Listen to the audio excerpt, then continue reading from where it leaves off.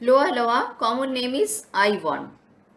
This worm is restricted in distribution to central and western parts of tropical Africa, but sporadic cases have been reported from other parts of the world, including India. The adult worm lives in the subcutaneous connective tissues of man. Adult worms are thin, whitish and taper somewhat towards the cephalic end. Microfilaria of Loa loa resembles those of Wuchereria bancrofti, Brugia malai, except that the column of nuclei extends completely to the tip. Loa loa passes its life cycle in two hosts, man and day-biting female mango fly chrysops. As regards pathogenicity, Loa loa produces the disease in man called loiasis.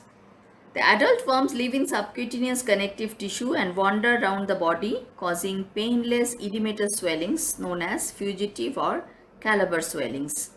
These measure about 5 to 10 cm in diameter and last for a few hours to few days and reappear elsewhere. They are most common on the back of the hand or arm. These are mainly due to hypersensitivity reactions, probably to excretory products of adults or perhaps to the microfilaria. Sometimes the adult forms may wander slowly across the conjunctiva, causing some discomfort and edema at the eyelid, and it may cause granulomata in the bulbar conjunctiva also. Laboratory diagnosis. The specific diagnosis is made by identification of the microfilaria in peripheral blood during the day. It has got diurnal periodicity. And demonstration of the shift microfilaria with nuclei extending to the tip of the tail is sufficient for the diagnosis. There is another worm called the Onchocerca volvulus. This filarial worm is common in parts of tropical Africa and Central America.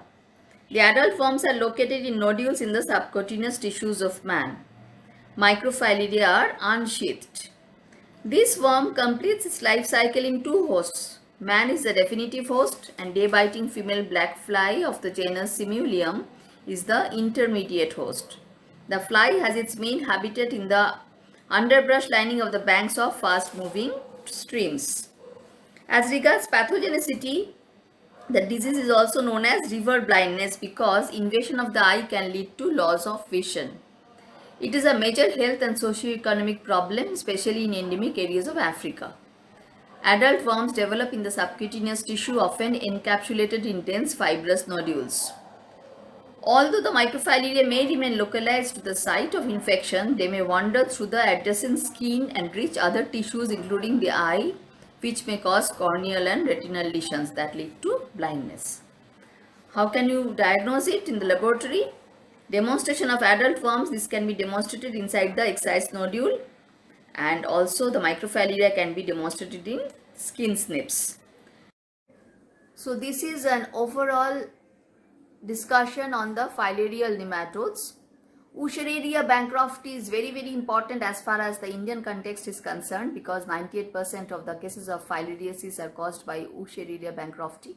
So we must very well know about the life cycle of the parasite, the clinical features and the lab diagnosis of the disease, and also you must know the differences between the microfilaria of the Wuchereria bancrofti and Brugia malai because these are very patent examination questions. And regarding short notes, it is very important to learn about the occult filariasis because in clinical practice, most of the cases of occult filariasis or tropical pulmonary eosinophilia are encountered. And for your MCQs and also for short notes, Loa loa and Onchocerca are important. So, this is the end of the filarial class. Thank you.